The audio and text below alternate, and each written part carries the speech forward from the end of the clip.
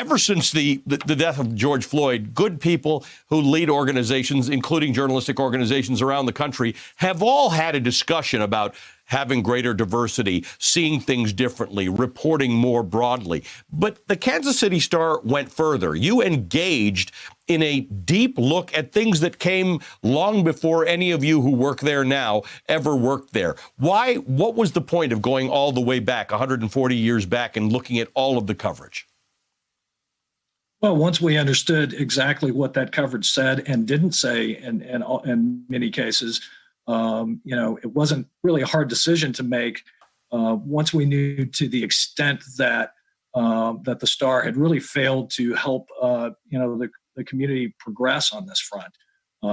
We felt like it was an opportunity to lay ourselves bare and do some moral inventory.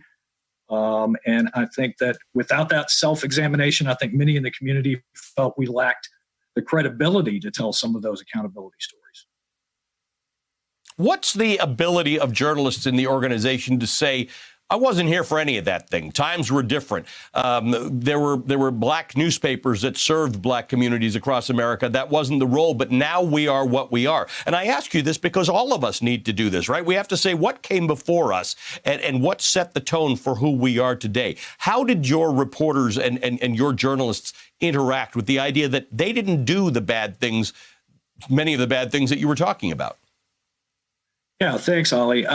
We did have some of those conversations, and some of the conversations were along the lines of, well, this has happened at Metro newspapers across the country, but it still doesn't change the fact that it was wrong and that it affected generations of Kansas Cityans who weren't given the recognition or the opportunity, through what was a mighty platform at the time for the Kansas City Star, one of the biggest papers in 6 states. Subscribers in 6 states, a giant platform, and a stage from which the Star could have made a real difference in making Kansas City a more equality-based city. Interesting lesson in the idea that you can take responsibility without taking blame for something. What does this do for you moving forward? How is the Kansas City Star going to be different in a way that doesn't repeat the mistakes of the past?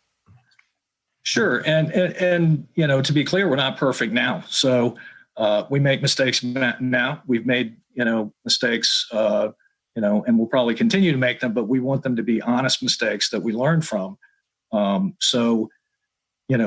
What we take away from it is a whole list of bullet point items, starting with the advisory board that we've named to work with us throughout 2021 on, identifying further progress that we can make and on, really reviewing the key issues of the day, the things that come up in our newsroom. And there are a number of improvements that we've made this year. And made in recent years, and we just need to keep getting better and rebuilding that relationship. There's just relationship repair that has to happen here, and not just for us, but like I said, part of our reason for doing this is hopefully to spur other self-examinations across the country and news outlets.